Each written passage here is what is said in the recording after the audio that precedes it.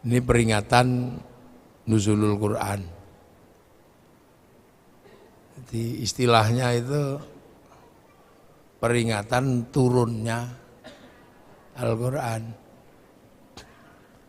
Turun itu pengertiannya dari dulu ya, dari atas ke bawah. Jadi itu turun, jadi Quran itu turun. Nah, istilah nuzulul Quran itu ya lebih mendekati kebenaran. Karena turun. Angka terendah itu satu. Nah, 2 lebih tinggi dari 1 kecuali juara kelas. Kalau juara kelas 1 lebih tinggi dari 2. Tapi kalau tangga 2 lebih tinggi dari 1. Nah, Quran itu posisi awalnya itu memang tinggi. Karena posisi awal Al-Quran itu di langit ke-7. Jadi Al-Quran itu posisi pertamanya itu di langit ke-7. Terus turun ke langit 1 ini. Ini kan langit 1 ini. Bumi itu langit 1 di 1 planet.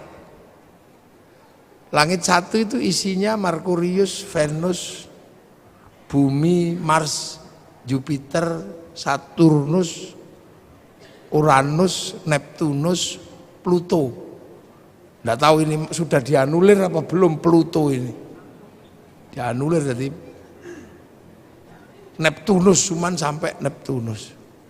Itu dalam ilmu tata surya ini disebut galaksi Bima Sakti. Yang diantara planet di galaksi ini ada namanya bumi. Nah, yang kita tempati ini bumi. Itu adanya cuma 1. Bumi itu cuma 1. Makanya Allah selalu menyebut bumi itu ardun. Tapi ardun itu ada ruang yang lebih gede. Namanya sama, langit. Nah, langit ini terdiri dari beberapa langit. Makanya jamaknya sama itu samawat. Beberapa langit. Nah, Al-Quran ini bukan di langit ini aslinya. Tapi di langit ke-7. Jadi posisinya di langit ke-7. Nah, langit ke-7 itu di mana? Ya nggak tahu saya. Langit ke-7 itu nggak tahu jauhnya kayak apa. Karena keluar dari langit 1 ini mesti keluar melalui black hole, lubang hitam. Nah, lubang hitam itu Stephen Hawking aja nggak bisa bikin rumus di situ. Orang yang paling jago bikin rumus itu nggak ngerti caranya bikin rumus menembus black hole ini, lubang hitam. Nah, Rasulullah itu pernah melewati itu, menembus black hole, masuk ke langit kedua, ke langit ketiga, ke langit keempat, ke langit kelima, 6, 7. Nah, itu posisinya di mana nggak tahu. Yang jelas bahwa Rasulullah itu sampai di Sidratil Muntaha, di langit ke-7.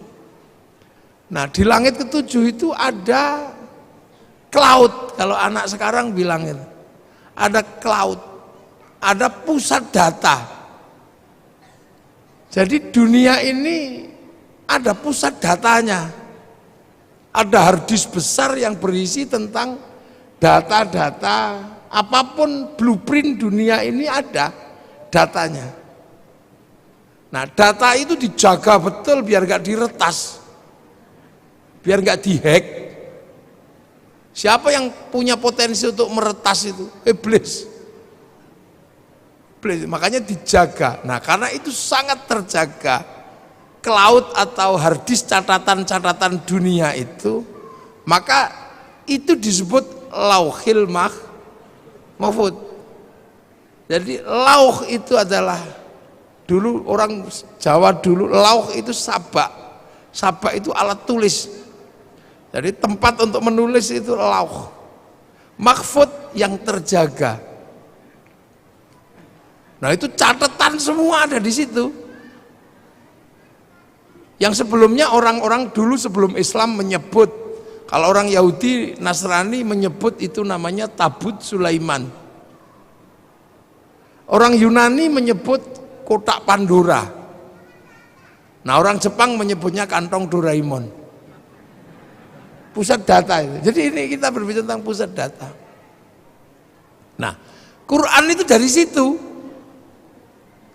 Bal huwa Qur'anum Majid fi lauhim mahfud. Jadi Quran itu downloadan sebenarnya. Yang download Rasulullah melalui proses sampai 15 tahun di Gua Hira itu proses download. Makanya Quran itu turun itu seperti PDF. Ada passwordnya.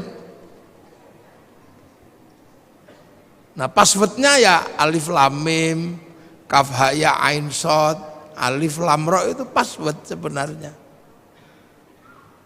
Makanya itulah yang disebut algoritma Al-Quran. Kalau anak sekarang mungkin menyebutnya coding. Coding, jadi alif lam mim itu coding itu sebenarnya. Maka rumus membacanya beda. Rumus membacanya bukan pakai alif ba ta, tapi pakai abjadun hawazun. Ada ilmunya. Nanti kapan-kapan saya datang ke Pondok Minggir, tak ajari cara baca codingnya itu. Kitabnya banyak, ada Al-Aufaq, kitabnya Imam Ghazali. Yang oleh orang Indonesia disebut wafak atau rajah itu. Tiba-tiba ada huruf ain, ketemu mem, lam, terus tempelnya di pintu itu. Itu coding sebenarnya. Yang karena kita nggak bisa mencerna terus disebut bid'ah, disebut musyrik karena kita nggak bisa mencerna. Karena itu coding.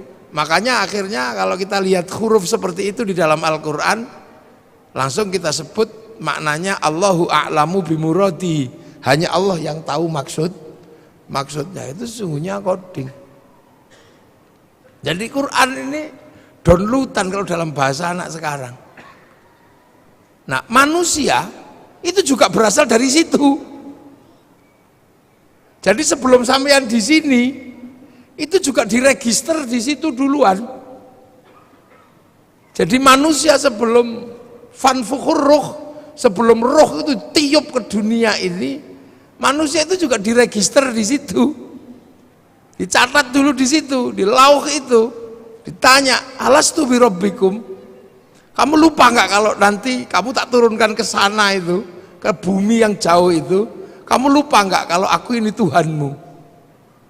Sampean semua pernah jawab di hadapan Allah, qalu bala syahidna, ya Allah, saya saksi bahwa engkau Allah. Ya sudah, akhirnya manusia juga diturunkan ke sini.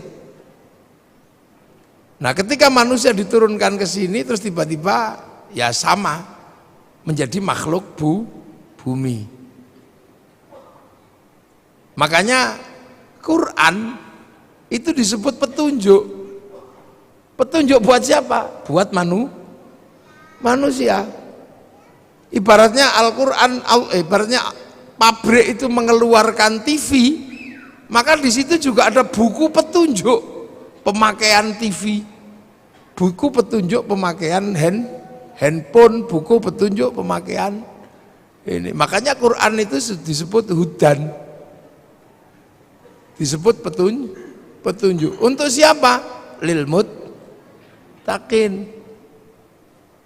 Gitu. Nah, muttaqin ini. Makanya muttaqin itu yang pertama kali adalah alladzina yu'minuna bil ghaib. Jadi jangan salah. Jadi karena ini sebuah sistem di mana sistem ini tidak semuanya bisa dibuka oleh manusia, maka Quran itu sebelum ini jadi petunjuk dikasih coding dulu. Alif lam Alif lam mim. Loh, makanya muttaqin itu adalah orang-orang yang meyakini bahwa ada yang gaib. Karena apa? Ya karena nggak kelihatan. Nah ini yang kadang terjadi perdebatan akhir-akhir ini, orang belajar coding disebut bid'ah. Orang belajar coding disebut musyrik. Ini sekarang ini banyak. Padahal Quran ini bukaan pertamanya ini coding. Algoritma Al-Quran. Kalau ngerti algoritmanya ini dunia beres. Kenapa Cina itu begitu kuat? Karena dia mengerti algoritma digital domain internasional. Kenapa Amerika ini kuat? Karena dia menguasai coding algoritma digital. Dengan coding algoritma digital dia bisa ngambil uang dari seluruh dunia. Sampean bayar sekarang itu duit semua. Bayar. Makanya dilawan sama Cina pakai codingnya Cina. Sehingga Cina berani ngelawan Amazon pakai Alibaba. Itu pertarungan pertamanya mana? Di codingnya, bukan di Amazon sama Alibaba. Kalau Amazon sama Alibaba itu sistemnya, di dalamnya ada namanya algoritma dan coding. Kalau coding dan algoritmanya tidak dikuasai, nggak bisa ngelawan. Bagaimana bisa ngelawan Facebook pakai QQ Ren? Bagaimana bisa ngelawan WhatsApp pakai WeChat? Karena menguasai codingnya. Jangan dikira. Makanya logam dunia pun pakai coding. Sampai kalau pernah belajar kimia itu kan codingnya ada. Oksigen pakai coding. Maka orang kalau ngerti coding oksigen, dia bisa produksi oksigen. Samator kenapa kuat? Dia punya coding H2O-nya. Dia bisa bikin. Nah sampean nggak bisa bikin, ya keluar kentutnya doang. Loh ini coding, ini ilmu kekinian. Handphone itu bisa menghubungkan sini Amerika pakai coding. Satu coding algoritma, yang kedua coding logam. Ketika emas dipertemukan dengan ini anak codingnya ngapain di sini nih. Makanya ora perlu kabel. Makanya laki-laki yang menguasai coding tentang perempuan bisa I love you tanpa harus berkata-kata. Loh iya. Makanya orang dulu kalau mencari coding itu puasa. Cinta perempuan kalau ditolak, cari codingnya. 3 hari 3 malam itu. Apakah pakai coding innahu min Sulaiman apa innahu bismillahirrahmanirrahim, atau pakai coding sun amat kaji hajiku jaran yang kan gitu. Ini kita ini yang sekarang jarang sekali dibahas. Kenapa ya sampean selalu marah-marah itu? Yahudi dia menguasai codingnya, mempertemukan coding api dan coding air menjadi mesin. Kita taunya cuman pakai motor ngwes gitu. Tapi kok bisa besi ketemu dengan platina, besi ketemu dengan pertamak, ketemu dengan pertalet. Nah, saya nggak bakas itunya, ngapain bakas itunya? Itu bukan, saya nggak begitu. Itu nggak, itu loh. Tuh. Jadi jangan dikira. Ini yang kadang hari ini kenapa kemudian kita ini terlambat.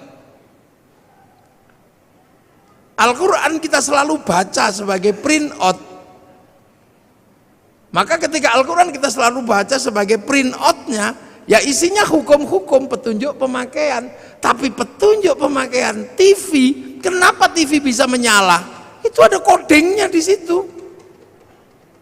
Bagaimana gambar yang tidak kelihatan bisa diterima oleh TV yang lain? Itu coding. Logamnya masuk coding. Yang kebetulan ahli logam dunia itu adalah Nabi Daud, punya kitab namanya Zabur. Nah, kitab Zabur dan Nabi Daud itu masih dipegang oleh orang Yahudi. Makanya Yahudi yang menguasai coding logam dunia, dan hari ini dunia dikendalikan oleh logam. Maka wajar saja kalau Yahudi yang menguasai sistem teknologi dunia. Lu jangan dikira sampean ini coding semua di sini nih. Kok bisa besi so ngirim gambar gitu. Lah itu. Jadi sampean jangan dikira Facebook ketika dia menguasai codingnya, dia punya uang 200 triliun setiap bulan dari Asia Tenggara. Ayo, judi online, ngeslot itu yang pertama kali dilakukan bikin coding dan algoritma, bukan bagaimana cara ngambil uang secara manual, pakai coding. Makanya ketika sampean mau dapat uang dari bank, ya pakai coding, passwordnya harus pas. Pakai coding orang ya duitnya gak keluar walaupun ATM-nya diproduksi sama oleh bank yang sama. Lah ini. Jadi kita ini sebenarnya ada satu titik ini. Manusia ini kalau dokter menyelesaikan manusia itu pakai coding semua. Darah itu kodenya apa? Bukan kok kemudian DARAH, enggak. Seluruh partikel dalam tubuh manusia itu pakai angka, pakai coding. Kan gitu.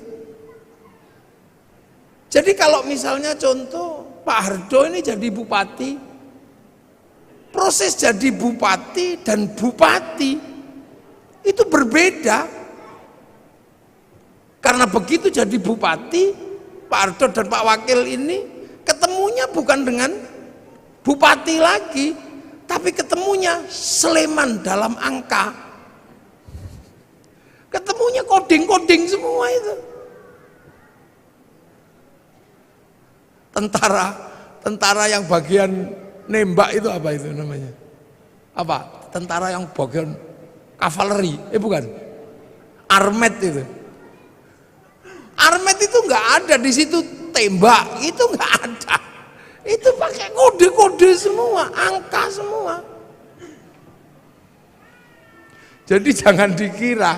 Nah, inilah sebenarnya dari awal itu kita sudah cukup maju sebenarnya diajarkan bahwa Al-Qur'an ini adalah downloadan. Nah, manusia ini juga produk dari sana. Sama-sama dari pusat yang sama. Makanya manusia ketika turun ke sini dikasih paketan kan, ada paketannya itu. Karena dari pusat data yang di sana kasih paketan, rezekinya sekian, istrinya ini, nyawanya sekian gitu. Kalau paketannya habis ya kick, udah selesai.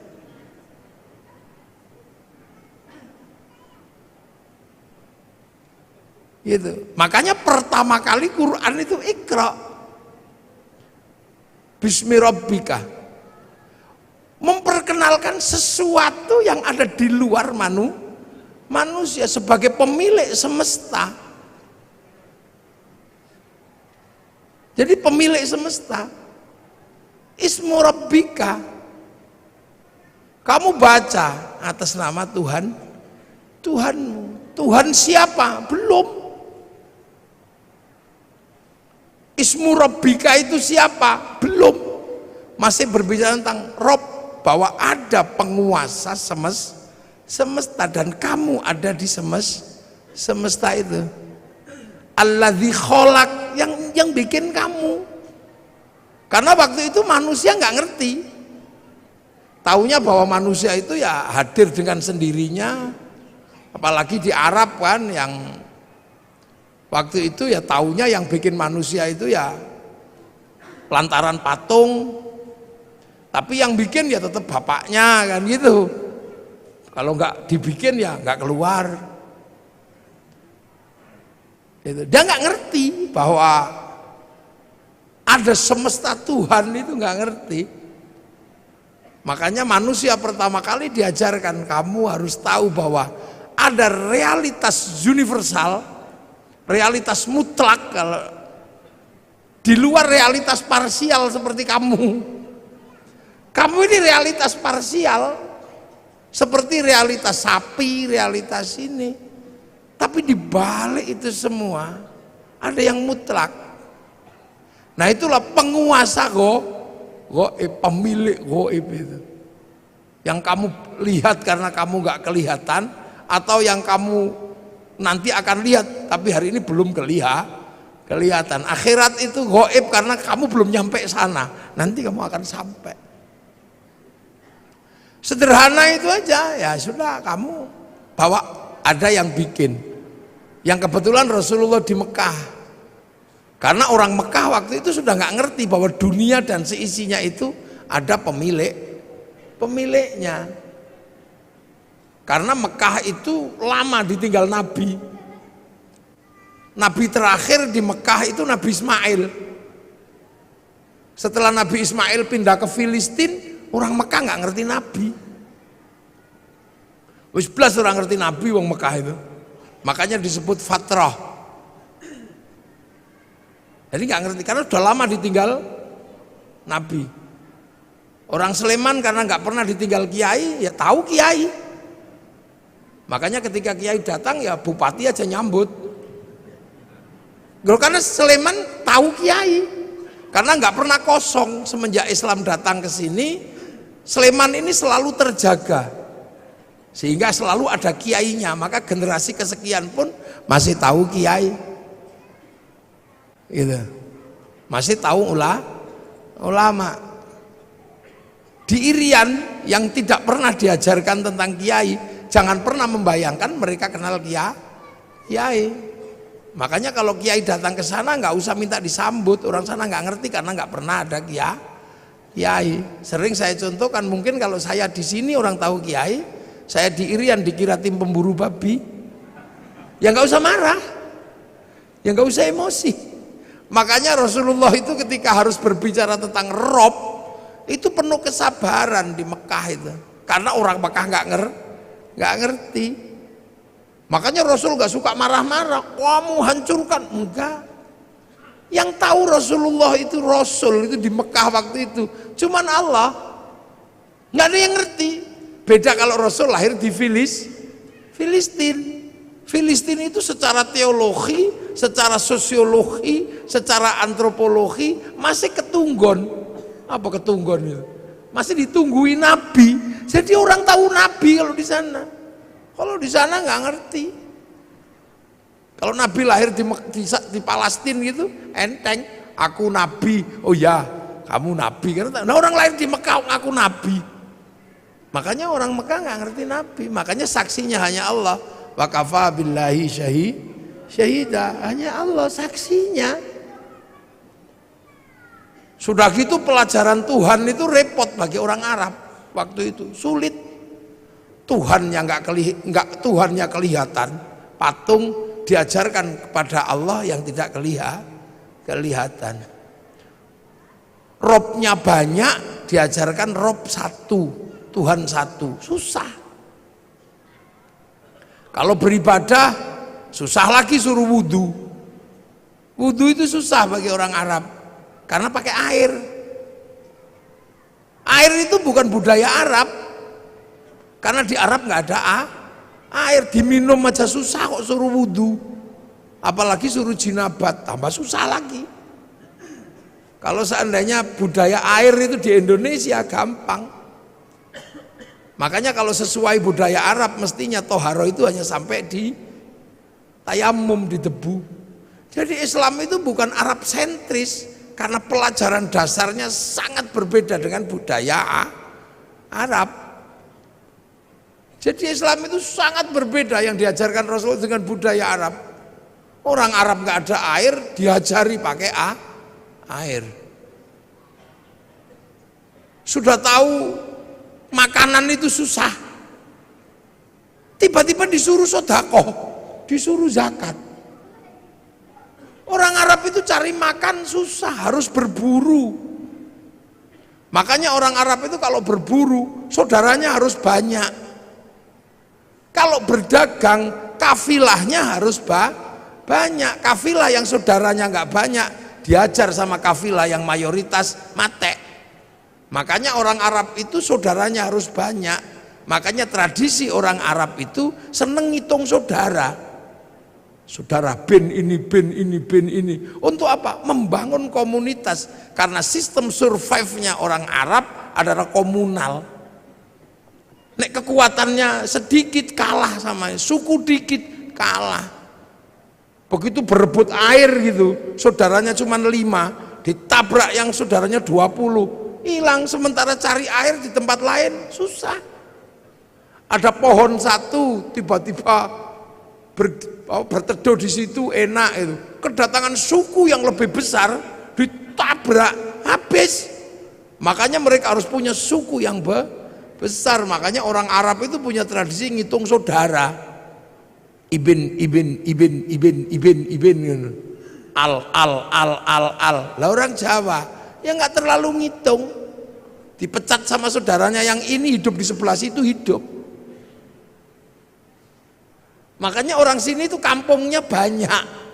Karena apa? Hidup dimanapun bisa.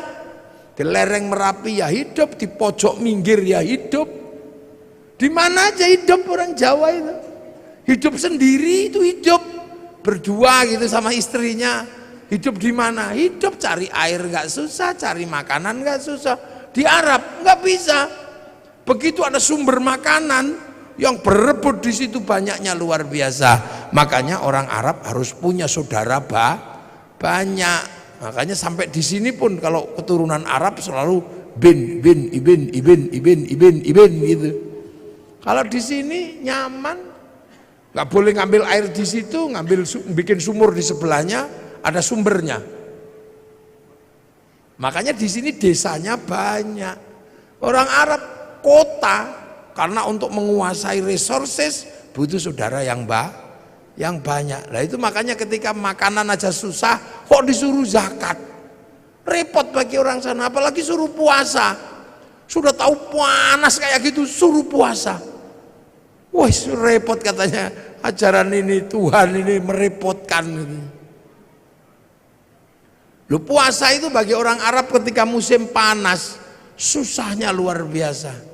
Orang sini puasa lari ke tepi sungai nyemplung beres, berteduh di bawah pohon pisang sambil sinsot enak. Makanya orang sini itu puasanya itu nggak khusyuk karena sumber makanannya banyak. Orang Arab kalau puasa khusyuk karena keluar rumah lihat padang pasir, siapa pengen makan padang pasir? Makanya orang sini kamu daripada keluar rumah lihat jambu, lihat apa, daripada itu mending tidur. Makanya dalil yang paling terkenal di Indonesia itu naumuso imin ibadatun. Jadi tidur itu adalah bagian dari ibadah. Karena potensi nggak khusyuk ketika keluar rumah itu tinggi. Nah itulah makanya orang sini kalau bulan puasa lebih banyak tidur. Nah, akhirnya susah nyarinya karena tidur. Daripada susah-susah nyari dimerconi. Makanya bagi orang Indonesia mercon itu sesungguhnya adalah bagian dari proses puasa yang punya sistem kultural yang seperti Indonesia. Maka Pak Kapolres, mercon jangan terlalu dilarang.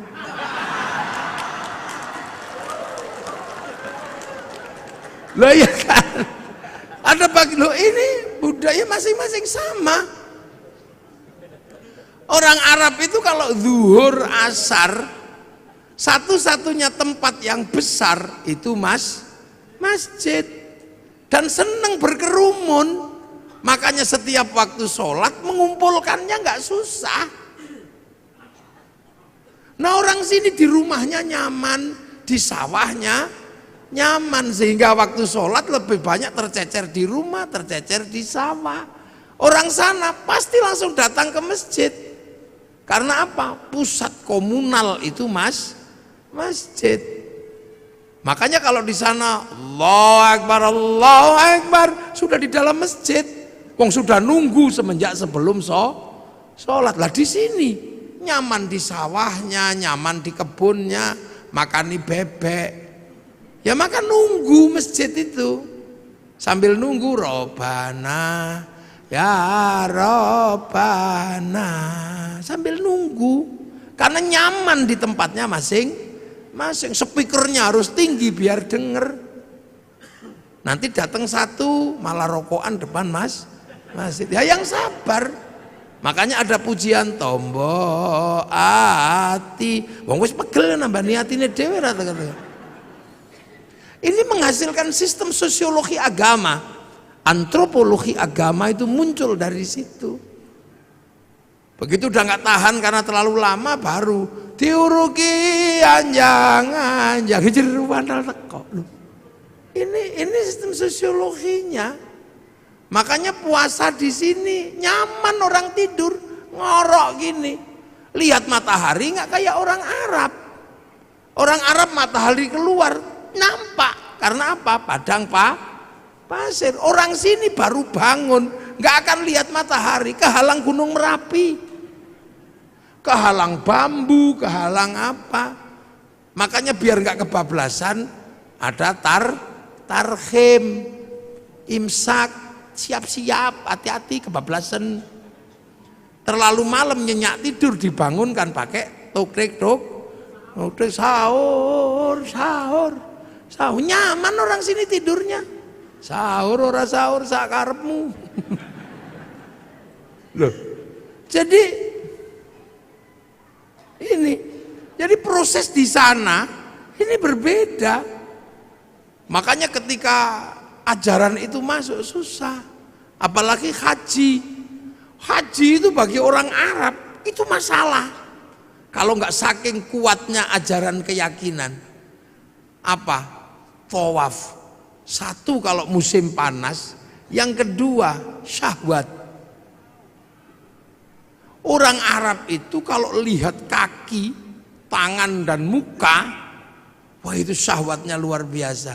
Sementara kalau tawaf, ini muka harus dibuka. Betapa kita bisa melihat orang-orang yang indah di sana. Sementara pada saat yang sama, yang laki-laki disuruh pakai baju, nggak boleh dijahit. Coba kalau mau ndablek kan tinggal wes gitu aja. Ini sosiologi agama. Makanya Islam itu ja'a ghoriban wa sayaudu ghoriban, asing dan akan pergi dengan asing. Loh makanya Islam itu pertama ya wa kafa billahi syahida Muhammadur Rasulullahnya Allah yang tahu. Sampai kemudian orang Arab ada yang bisa menerima. Nah itu yang disebut walladzina ma'ahu, orang yang bersama Rasulullah, para sahabat. Makanya sahabat itu ya orang Arab, karena Islam itu turun di Arab. Sahabat ya Abu Bakar, Umar, Utsman. Nggak ada sahabat namanya Joni gitu. Atau Hardo, itu nggak ada. Ya nggak Danang, Edi. Ya nggak ada. Wong itu baru terjadi proses di sana. Sampai akhirnya orang-orang yang mengikuti Rasul ini bentrok sama yang tidak mau. Makanya ada konsep asyidda'u alal kufar, marah sama yang kafir, yang nolak. Sampai akhirnya rekonsiliasi. Yang kafir masuk Islam. Sudah, wong ora ngerti kok ya enggak apa-apa. Abu Sufyan, abu-abu yang lain itu masuk. Islam dalam Al-Quran terdokumentasi ruhama ubainahum tarahum ruka'an sujada yabtaguna fadlan minallah wa ridwanan simahum fi wujuhi min atharis sujud. Jadi tidak ada yang lain, hanya Allah.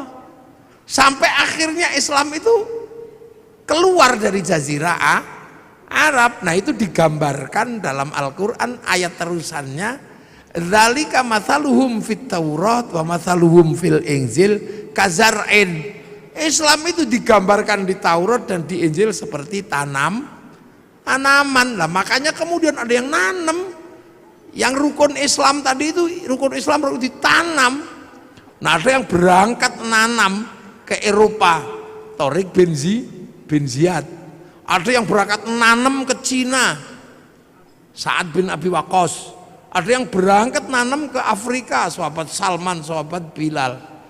Nah ketemulah dengan dunia yang berbeda, manusia yang berbeda, budaya yang berbeda. Terus ada yang ditanam ke Indonesia. Lah makanya ketika ditanam ke sini wong konsepnya kazar'in seperti tanaman, maka orang Jawa ketika menerima Islam, konsep yang dipakai adalah apa? Lir ilir tandure wusu milir. Jadi zar'in itu tanduran. Maka orang Jawa menyebut tandur. Jadi aja dikira itu tembang ngarang, itu enggak. Kazar'in seperti tanaman. Mulane wong Jawa menyebutnya tandur. Lir ilir tandure wusu milir. Aja krucak-krucik to, Kang. Ya. Jadi tandur. Nah, itu ditandur di semua tempat. Yang tadinya wudhu, di sini nggak ada masalah. Karena apa? Di sini banyak air. Itu sholat nggak ada masalah di sini.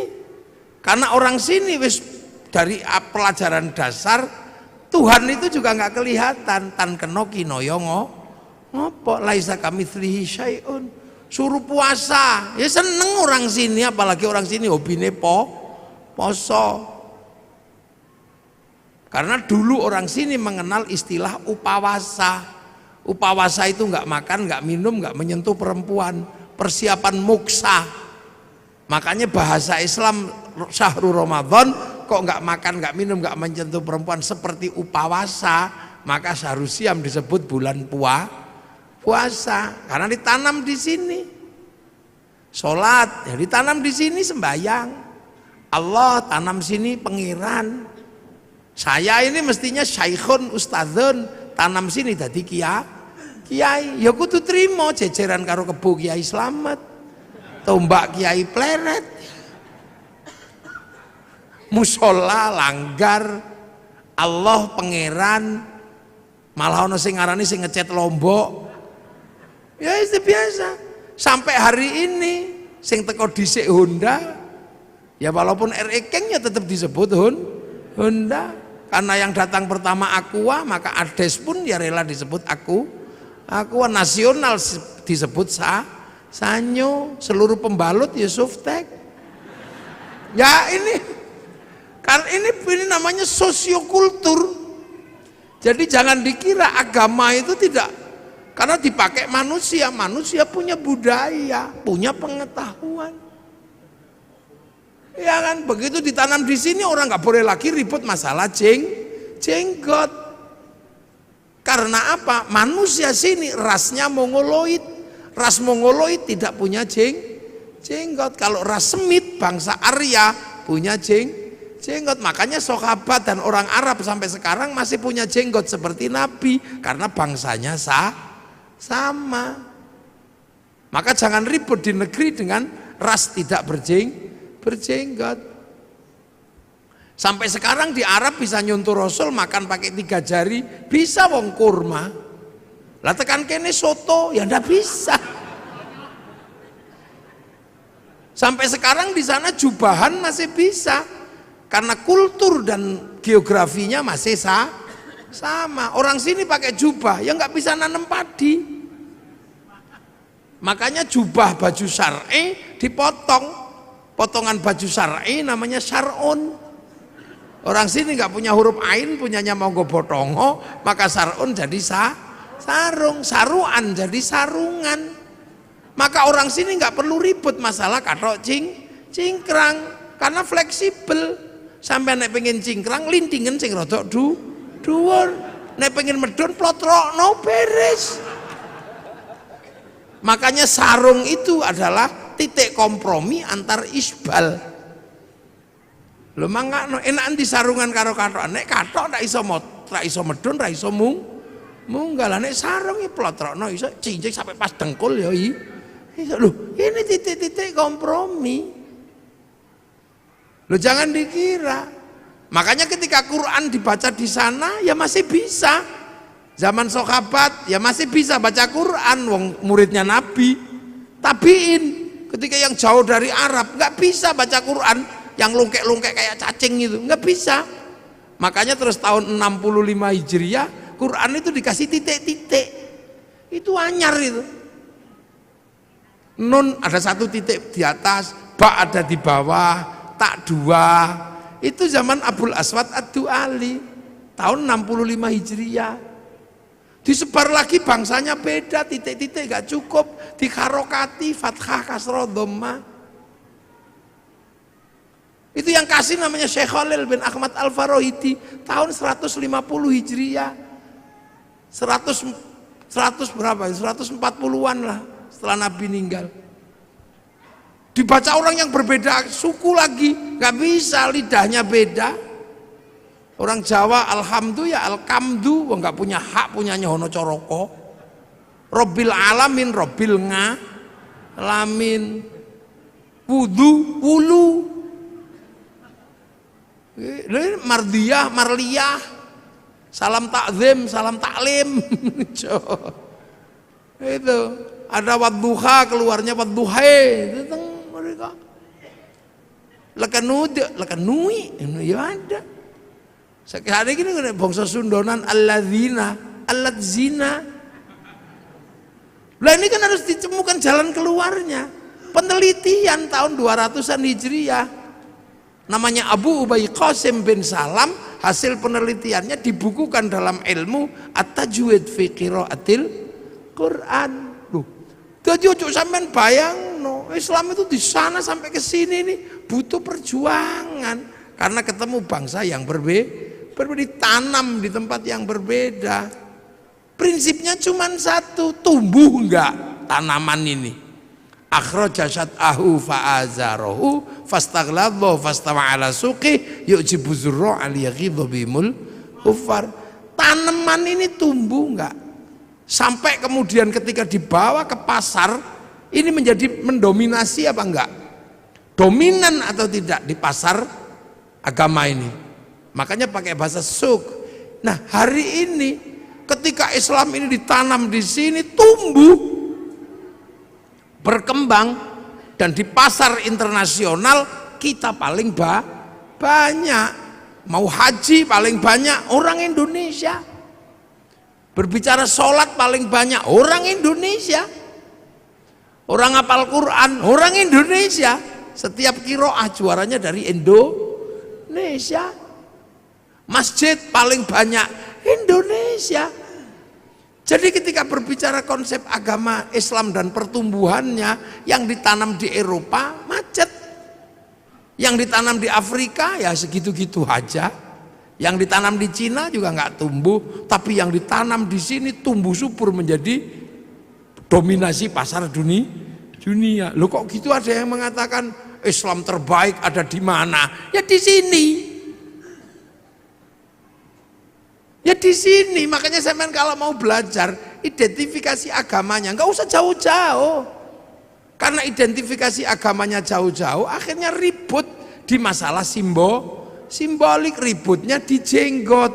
Jenggot ini bukan masalah prinsip, karena ini masalah perbedaan bangsa. Kok tiba-tiba di sini ribut masalah jenggot? Kalau ribut masalah jenggot ya di Afghanistan sana, yang bangsanya masih jenggotan semua.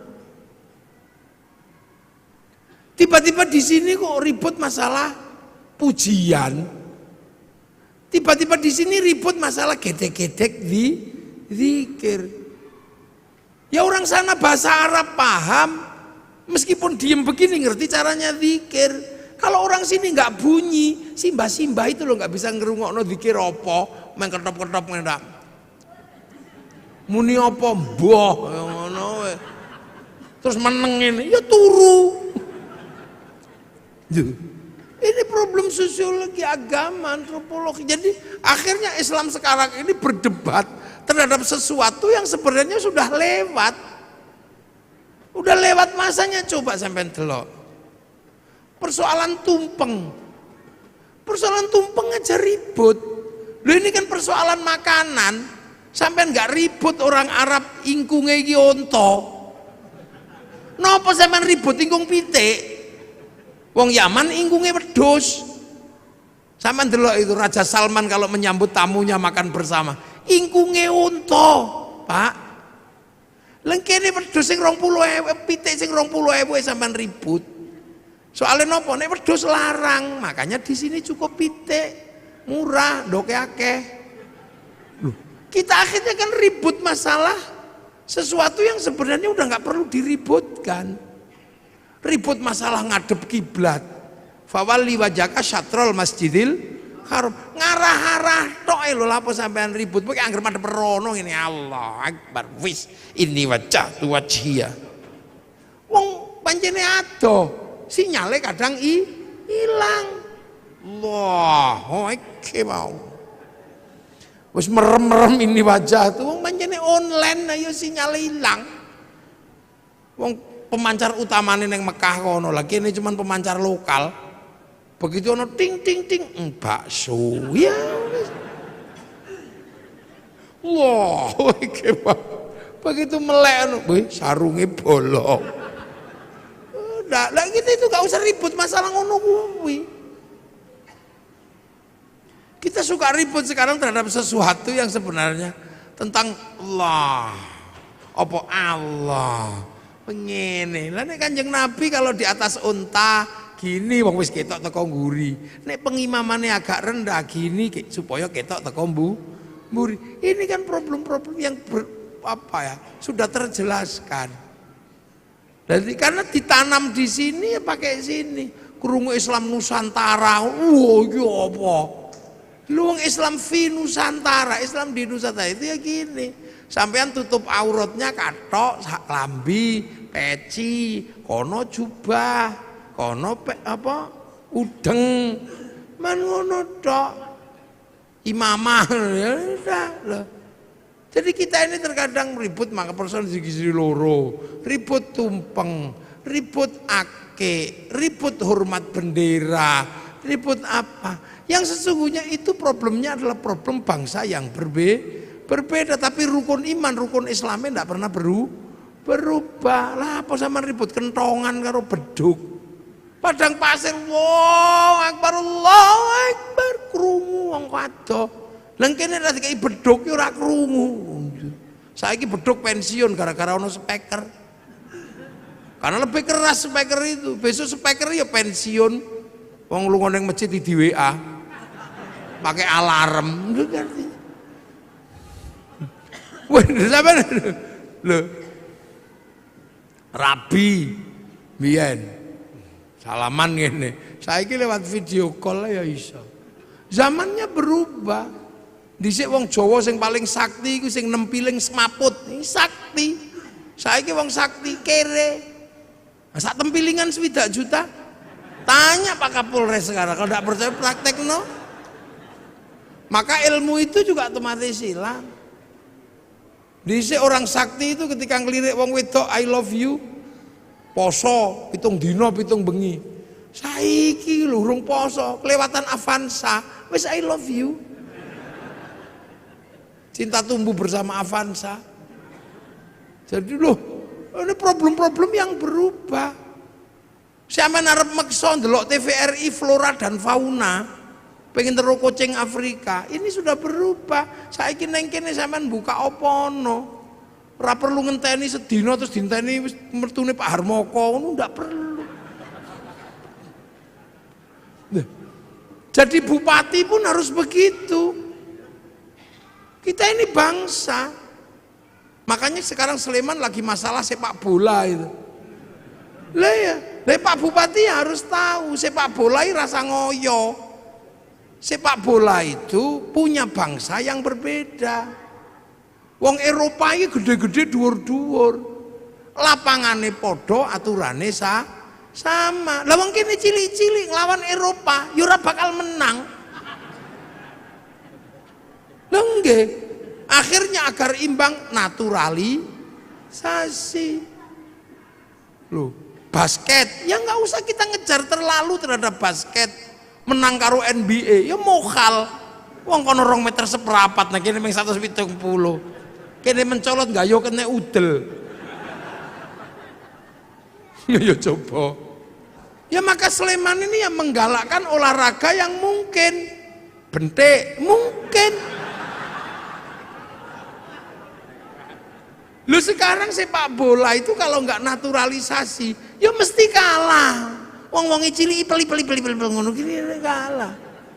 Itu olahraga internasional, standarnya sama, aturannya sama, manusianya berbeda. Ayo kondi, kon menang. Tinju kok musuh Mike Tyson, ya disamplok ya pingsan dewe. Maka kayak Cina ketika mau memenangkan sepak bola, yang dipikir pertama kali cuma satu, cari orang 20, laki perempuan, yang tingginya 170, dinikahno, anake 2 meter. Loh itu cara pertama. Jepang juga sama, mempersiapkan generasi yang tinggi. Lah nek naturalisasi, ya entek duwe monggo bayar. Wis golek wong Sleman sing dhuwur-dhuwur nikahno. Persiapan membentuk kader sepak bola. Ngono. Kader basket. Nggih, kula sing mau idhoh nggih.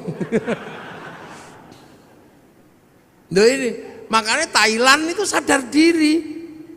Begitu yang digalakkan olahraga ya sepak takraw itu karena bisa dia. Loh. Jadi seluruhnya ini menyesuaikan. Pabrik mobil, pabriknya sama. Ketika dikirim ke Eropa ya setirnya kiwo, kirim rene tengen. Loh, ya itu sudah lama. Terus neng kene kono sepion, kene sepion. Sana sepion adalah untuk melihat belakang, sini sepion untuk takon. Sepi rayon, sepi. Jadi sampean jangan bayangkan Rasulullah makannya ya kurma, maka zakatnya juga kurma. Sini makanannya padi, fitrahnya juga padi. Kurban sana unta, sampai sekarang masih bisa kurban unta. Di sini maksa kurban unta, cekel polisi. Nyolong untane kebun binatang biro lo kono. Loh, ini jadi ini sebenarnya sudah.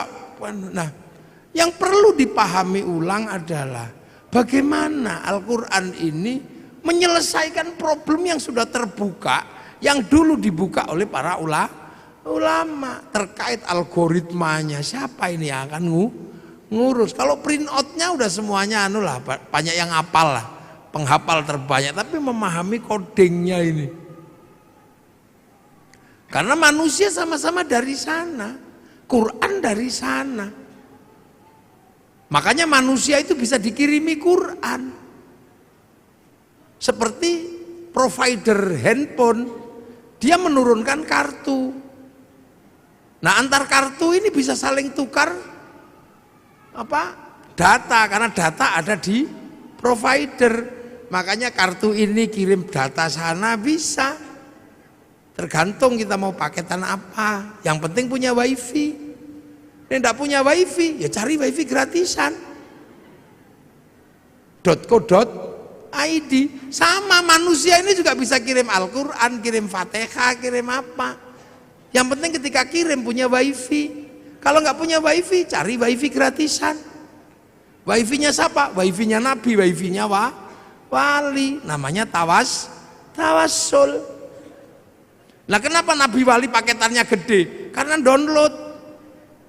Nabi Wali itu download. Qalu rabbuna Allah tsumma istaqamu tatanazzalu alaihimul malaika alla takhafu wala tahzanu.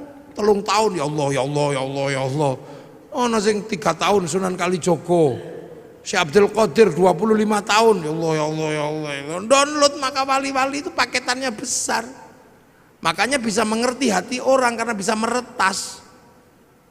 Wali-wali mau macam-macam zaman-zaman dihack karo para wali, sampean paketannya gede, wong download.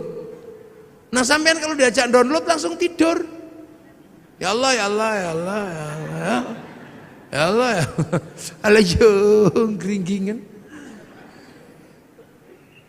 Loh ini kita ngomongin Al-Quran. Makanya Al-Quran ini sesungguhnya adalah bukan sesuatu yang hanya semata-mata bisa dibaca dengan irama. Ada di balik situ ada codingnya. Sampean menguasai codingnya itu, beres urusan dunia. Sampean rande duit ngerti codingnya, sudah tulis aja ditempel aja di pintu tol itu, tok gitu. Coding duit ning Al-Qur'an. Orang kaya lewat situ mesti inget sampean jenenge. Oh, tak tulis coding prek, wah muafik ngono yo elek kok iki. Mlane wong biyen ana angel di coding wis rampung. Lah ngono terus diarani klenik ngono yang itu ya salah. Padahal zalikal kitabul la raiba fi pertama niku hudal lil muttaqin alladzina yu'minuna bil ghaib. Nah saiki anggar krungu ghaib ngono gudiken. Lu padahal Quran itu ya kudu pertama kali ya kok gaib. Makanya ada orang belajar ilmu hizib, ilmu mahabbah, ilmu apa itu karena apa? Bahwa jangan sampai gaib itu menjadi pemikiran tok, tapi dia harus menjadi experience of religion, pengalaman keagamaan. Makanya ono sing sampai jerokno zikir gitu, ya Allah, ya Allah, ya Allah, ya Allah, ya Allah, ya Allah. Gitu. Nah untuk itu semua ya men harus ngerti donya niki ana sing duwe. Sapa? Rob, pangeran. Nah, ismu Rabbika iku sapa ae, sapa apa jenenge pangeranmu. Makanya Quran pertama kali Fatihah. Fatihah itu bunyi pertama apa? Bismillahirrahmanirrahim. Sebut asmane Gusti Allah. Nah, ismu Rabb iku sapa ae? Ya 99 iku walillahil asmaul husna fad'uhu biya. Makanya ada orang yang seumur hidupnya cuma nyebut-nyebut tok. Ya Allah, ya Allah, ya Allah, ya Allah, ya Allah, ya Allah, ya Allah. Loh, perintah pertama sebut asma Allah. Sebut. Ndas wong ra iso muni diajari apa? Gedege, ya Allah, ya Allah, ya Allah, ya Allah. Tangan enggak bisa bunyi cekeli tas bokong enggak bisa bunyi suruh duduk. Kaki nggak bisa bunyi suruh sila, supaya semua bisa menyebut asma Allah. Dok subhanallah, pecak telek masya Allah, ngelunggui udut iya Allah. Ini kan pelajaran dasar, sebut asma Allah. Makanya kalau ada orang gedek-gedek, oh coba lokno, kan itu mengajari kepalanya agar bisa mengenal Allah. Nek ana wong nyekel tasbih aja mbok lokno karena mengajari tangan menyebut asma Allah. Nek ana wong sila aja mbok nesoni, itu kaki sedang diajari menyebut asma Allah. Nah nanti kalau semua asma ini sudah kamu sebut, hatimu akan apa? Tumbuh, nyumber itu apa? Nyumber itu akan keluar apa? Ar-Rahman, kamu akan tahu semesta Tuhan bahwa Allah itu penuh belas kasihan. Ar-Rahman kang welas asing dalam dunia lan akhirat. Jadi sesuatu di dunia dan di akhirat itu dapat rahmatnya Allah. Makanya sampean nggak usah marah sama orang. Cina, ini lo Cina itu neng dunia berarti oleh welas asih Gusti Allah. Makanya orang Islam itu bisa berhubungan sama Cina dengan inten. Kapan? Ya ketika sholat. Orang sholat pasti berhubungan sama Cina secara inten. Kenapa? Karena sholat itu nutup aurat. Tutup aurat itu kain. Kain itu urusannya pabrik kain. Nah pabrik kain itu sing duwe Cina. Mula aja ngamukan karo Cina ne lunga udah. Loh, ini dunia ini nggak ada yang berdiri sendiri. Ngaji malam hari ini Jepangnya ra teko, mike teko. Sampean wudu itu urusannya sama air, tapi air diurus sama pipa sanyo diurus Mas Pion. Sampean ra entuk ngamuk pabrik. Lunga haji pesawat dae wong Yahudi mati, sampean nglangi. Loh makanya Ar-Rahman ini meletakkan manusia hidup penuh kasih sayang karena apa? Saling melengkapi. Itu kurikulum dasar menjadi manusia yang integrated. Makanya kiai-kiai nek kokon maca Fatihah bismillah ilang, karena sampai kehilangan bismillah dia akan kehilangan kurikulum dasar menyebut asma Allah. Mulane wong nek maca Fatihah kok bismillah ilang, dia nggak punya kurikulum dasar menyebut Allah. Begitu ra duwe kurikulum dasar menyebut Allah, ya kaku. Makanya wong nek maca Fatihah bismillah ilang, keras. Dikit-dikit marah. Nah ini di sini ini sebenarnya adalah pembelajaran dasar. Nah hal-hal seperti ini kadang tidak disampaikan. Karena apa? Ini butuh konsekuensi logis. Konsekuensinya apa? Harus ada laboratorium Al-Quran misalnya. Depak Sleman harus membuat laboratorium untuk belajar coding Al-Quran itu. Depak harus tanggung jawab. Kalau Depak tanggung jawab, ya bupati harus biayai.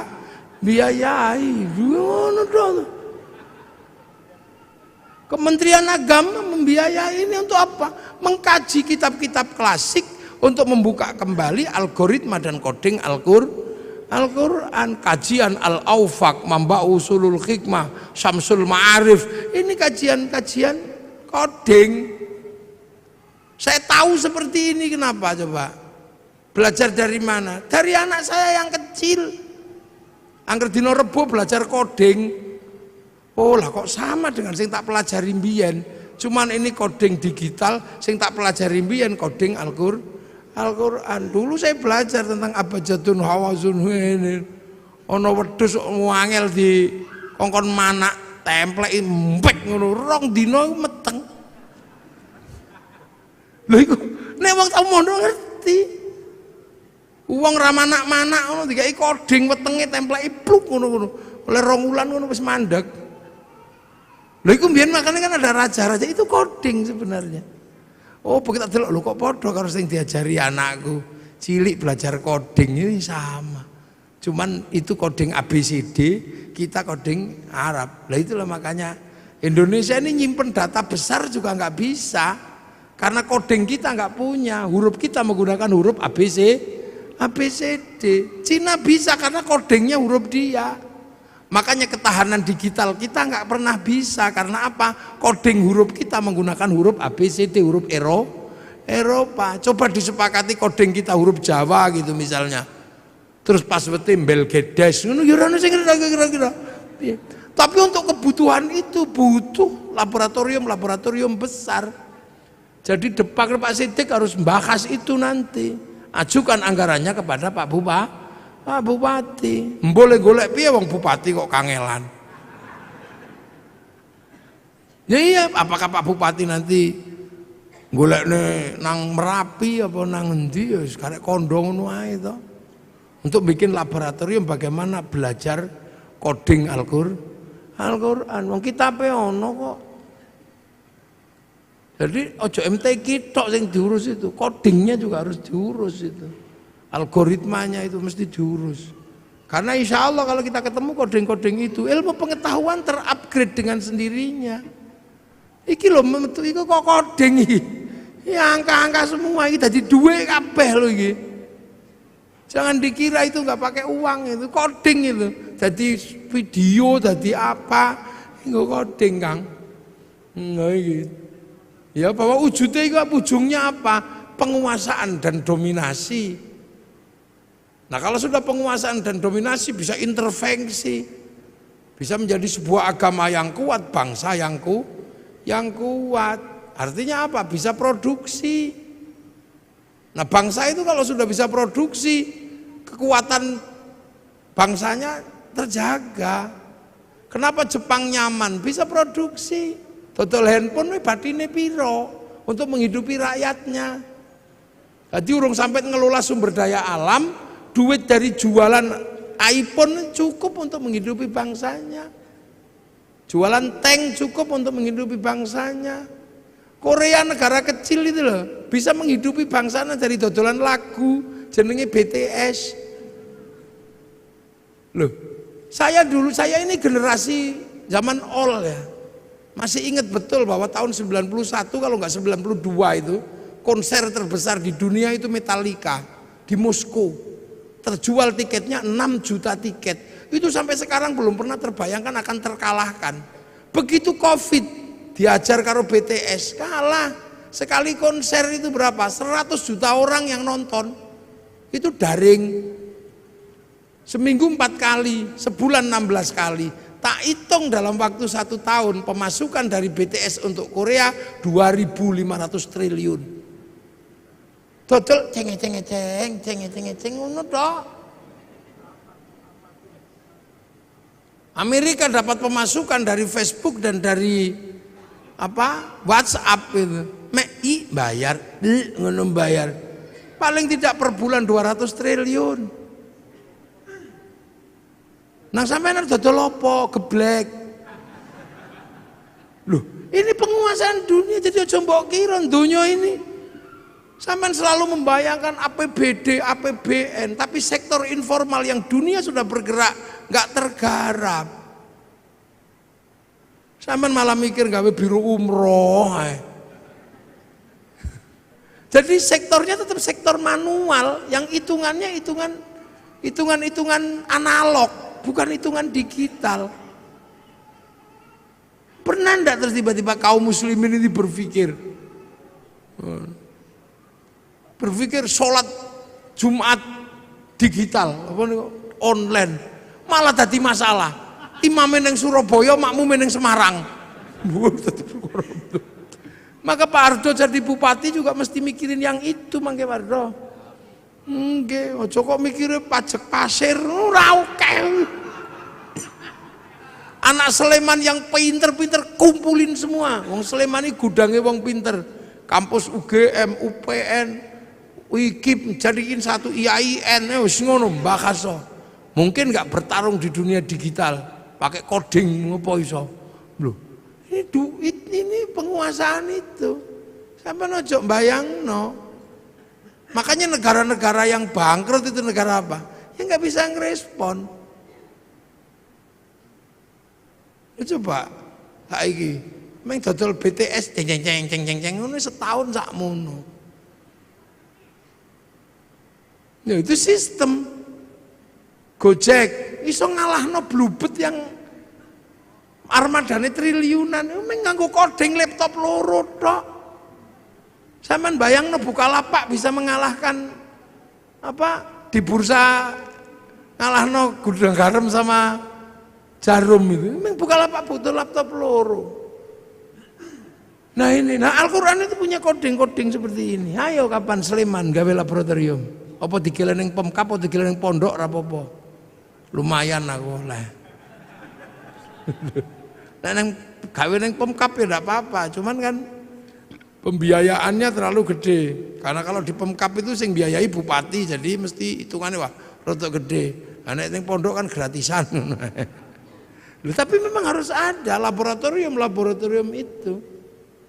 Hitung nanti kita bisa kita uji dengan teknologi digital antar frekuensi itu apa sih? Apa ini antar frekuensi? Kita buka itu fikulubi marodun itu apa kodingnya? Nanti kalau kodingnya ketemu alat ini untuk menghilangkan orang sakit hati. Orang yang aromaterapi yang mampu menghilangkan sakit hati. Lu ini berarti agama ini sebenarnya sesuatu yang sangat luas dan masa depan. Makanya hari ini hampir seluruhnya teknologi ini kan teknologi langit yang dulu pernah dijalankan oleh Rasulullah lewat Isra Mi'raj. Nah ini penting untuk dikaji secara bersama-sama, dan inilah sebenarnya harapan besar bahwa Al-Quran pada suatu saat akan mencetak orang-orang masa depan. Jadi Islam itu nanti punya orang masa depan yang mampu memecah kode-kode dunia. Neng itu kapan terjadi, tapi pasti terjadi. Karena akan muncul orang itu.